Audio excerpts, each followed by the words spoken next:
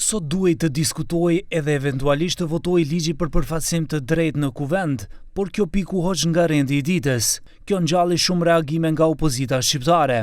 Koordinatorja e grupit parlamentar të Frontit Evropian, Rina Hajdari, kërkoi sqarim dhe kritikoi kryetarin e kuvendit Afrim Gashi përse nuk vjen në seancë. Ligji për përfaqësim të drejtë dhe adekuat ju vetë keni propozu, vetë keni sjell këtu në kuvend edhe tash nuk keni fuqi edhe për pak ta kaloni. Hajde t'ju ndihmojmë ne, dalim krejt prej salle, edhe vazhdoni këtu, bani, po e dini ku është problemi.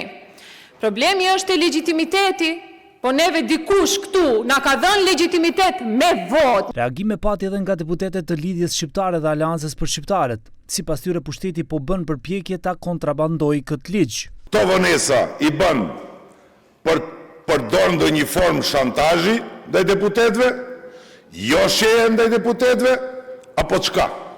Apo na ndjekni ku jemi e çfarë jemi edhe me kamerat e Safesitit në mënyrë që pastaj ta kontrabandoni një ligj që është shumë i rëndësishëm për gjithë qytetarët.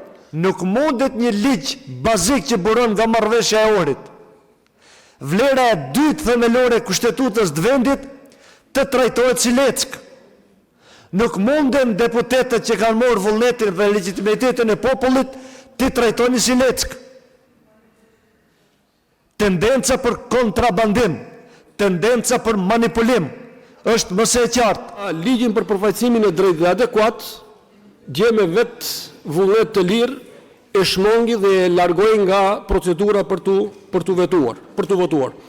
Ne këtu jemi si deputet, jemi të thirrur për të qenë prezent në seancat plenare. Kryetarja e kuvendit tha se sipas rregullores së re, në enit 170 që për herë të parë u përdor, kryetari i kuvendit ka të drejtë të shtyjë një pikë se kur do të votohet dhe ai është pasi të përfundoj diskutimi.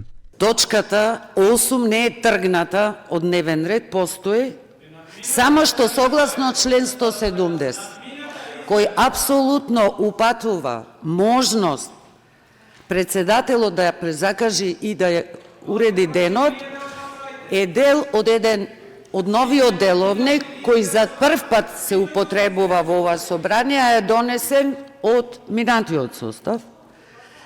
Ќе работиме по овој деловник и по ниту едно. Kujtojmë që ligji për përfaqësim të drejtë dhe adekuat duhet të miratohej me votim të dyfisht apo me badenter. Televizioni 21 kontaktoi me kryetarin Gashi, por nuk mori përgjigje se kur ky ligj do të jetë në rend të ditës për diskutim.